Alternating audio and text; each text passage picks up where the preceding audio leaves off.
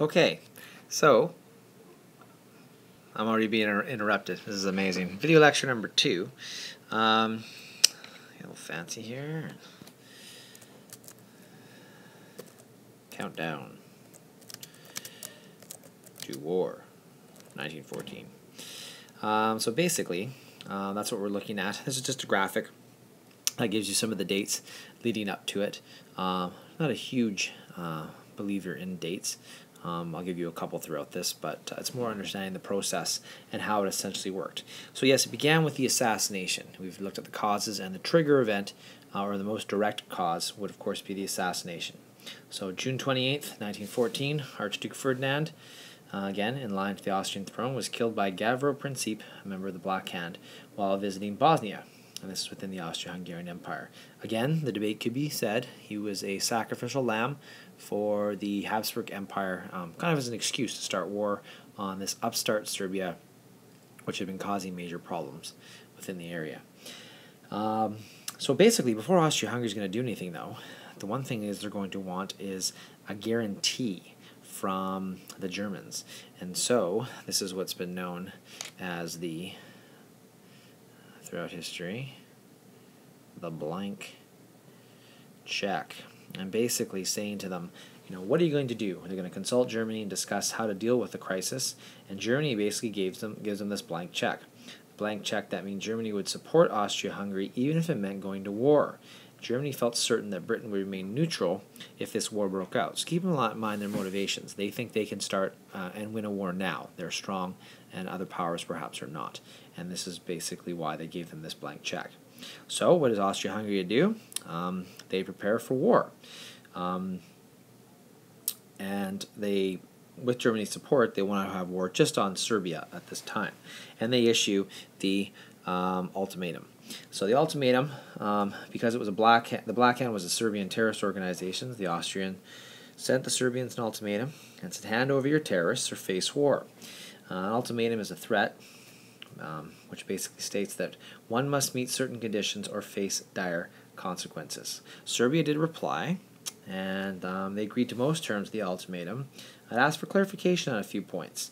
Austria-Hungary essentially used this as the excuse they needed to destroy the thorn in their side in the Balkan region known as Serbia. And it says here the Kaiser, who had now, right down here, Kaiser who had now had cold feet. Now there can be no object in going to war, but the Austrians seeking revenge went ahead anyways. So perhaps Germany had bit off a bit more than they can chew at this point, but the reality is the indirect causes were in place, and this trigger pushed it to, I guess, up the steps or down the steps, depending on how you're looking at this graphic, to war. So on July 28th, 1914, Austria-Hungary declares war on Serbia.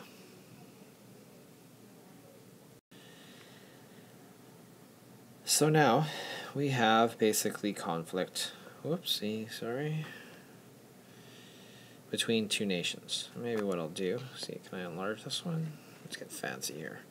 We'll bring this in for a second. And we're looking at conflict right now, just really between these two right here. So it seems like a very, again, localized conflict based upon Austria-Hungary's need to try to take over this region. At the time, I guess, again, looking at causes, it could have been seen as this just being another small conflict between Austria-Hungary and some of its smaller neighboring nations. But of course, that's not where it would end. What basically happened at this point, let's see if I can get off this, shrink you and send you flying, is Russia. I'm getting fancy, as you can see here. Russia at this time, again, I'll just write the line here. So we got war between these two, and again, I'm using red. These are red dots being played here. Russia decides it's going to mobilize. It believes the declaration of war was a part of a German plot, actually, to occupy the Balkans. And remember, they're looking for this here, the Dardanelles. They want this warm water port they can use all year, gives them access to the Mediterranean. Again, looking at resources and imperialism as another way of causing this conflict. So Russia gives Serbia its own version of a blank check and begins to mobilize its army against Austria-Hungary. So now we got these two. They're in conflict.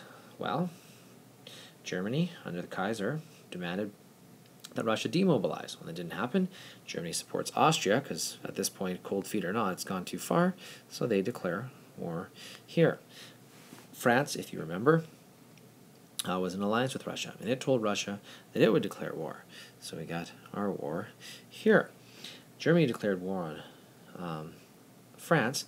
Germany felt threatened by Russia and France, so it ordered them to stop mobilizing. When they refused, Germany declared war on France as well. So Germany right now is basically being encircled by two major powers, which was not a very good thing at all. So how do we get to a point now where we bring in England? Because remember, the Entente, as was correctly stated by our group, is not quite as strong as the alliance between Germany and Austria-Hungary, and it was more of a defensive or a looser alliance. So the UK, which is primarily, neutral, and that's what Germany believed would happen, is staying out of the conflict at this point. So they're not coming into the aid of Russia or France at all. This chain of friendship cartoon, it was displayed. It's another way of showing the graphic of what I've got. So we've got, little guy Serbia here, and he says, if you touch me, I'll, very nationalistic, but still pretty small. If you make a move, I'll, that's Austria-Hungary. If you hit that little feller, I'll, and there's Russia. If you strike my friend, I'll, and then if you hit him, and then hi there, if you don't. So you have France, and I'm guessing this would be a representation of England. I've seen it also put in the quotations of yo chaps to be definitely in there. And just so you know, let's do a fancy maple leaf. Canada would basically be following here. It doesn't even look like a maple leaf, but I thought I'd give it a shot. They'd be following England to this war as well. So back to the map. Again, we got here, we got here, and we got here. So lots of war going on. Sorry, forgot that one as well. So basically, the Europe itself was put into a war itself. But again, we're still looking at a situation where England right now is remaining neutral. And what would bring them into the conflict is actually nothing to do with their association with France or Russia. It's going to be their association with Belgium. The Schlieffen Plan. Well, Germany had planned to attack France through the neutral country of Belgium itself. This was known as the Schlieffen Plan, and it's a way to design a two-front war. Again, Germany's encircled, as shown by the previous map, and a two-front war occurred. It meant that Germany would have to fight France on one side and Russia on the other side, both at the same time. So according to the Schlieffen Plan, Germany would use most of their army to defeat France within 6 weeks, at which time they'd transfer most of their forces to the east to defeat Russia. This Baron von Schlieffen, who wrote it, he assumed that Russia would take 6 weeks to get ready for war. So von Schlieffen also assumed that Britain would remain neutral, and also that Germany could pass through the neutral territory of Belgium on the way to France. And he was totally mistaken. Belgian neutrality was guaranteed by Britain, and in other words, if a country tried to enter Belgium for the purposes of war, Britain would take action to stop it. So you can see that this is the actual border between Germany and France, and the thought process being this is where most of the munitions or fortifications for the French would be with their shared common borders. So a small southern army would be down here, and when they began the attack, basically a gigantic northern army would waltz through Belgium and into France, encircling Paris and essentially taking the country. The plan itself failed for a number of reasons. Number one, Britain did not remain neutral. Also, Russia mobilized a bit quicker than possible. And finally, Belgium was far more resistant to the Germans than originally thought. I thought they'd just let them waltz through, but that didn't happen. This actually did work, though. A little short guy with an ugly mustache would do it 20 years later, but the use of technology such as tanks and planes and the blitzkrieg approach made this a much more effective plan. Marching thousands upon thousands of soldiers through this area was not the best way to go about it. So, now we've got Britain involved in the conflict. Whoops. Whoopsie. Move you back. There we go. Oh, come on now. Don't be that way. We've got Britain involved in the conflict. So now you've got all the major players: Britain, France, Germany, Austria-Hungary, Serbia to a certain extent, and Russia. But all the big players are involved. The one, of course, that was remaining neutral at this point was Italy, and they would later join on the side of the Allied forces of Britain, France, and Russia. So the war itself is happening, and the First World War, as we know it, had begun. So there are some questions to be asked about the way this broke down and the way this started. And at the end of the war, they'd have to figure out whose fault was it anyways. So again, a very quick rundown on the outbreak of war, but a couple of things I'd like to focus on is,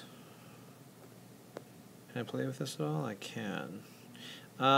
Taking a look at these two here, I was hoping to make them bigger. I can make this one bigger, I think.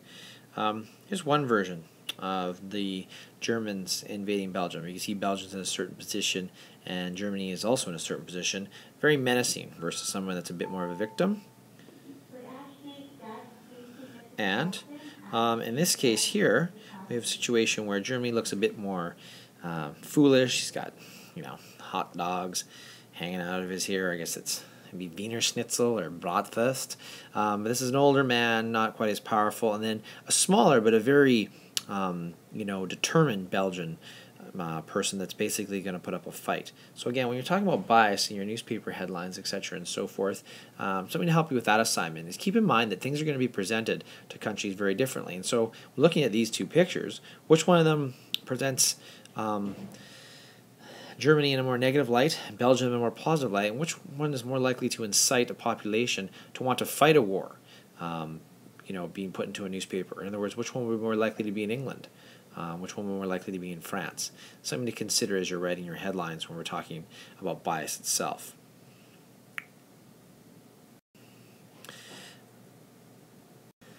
Lastly in all of this, as classes end, and I'll no doubt be interrupted again, this is kind of a funny one I like.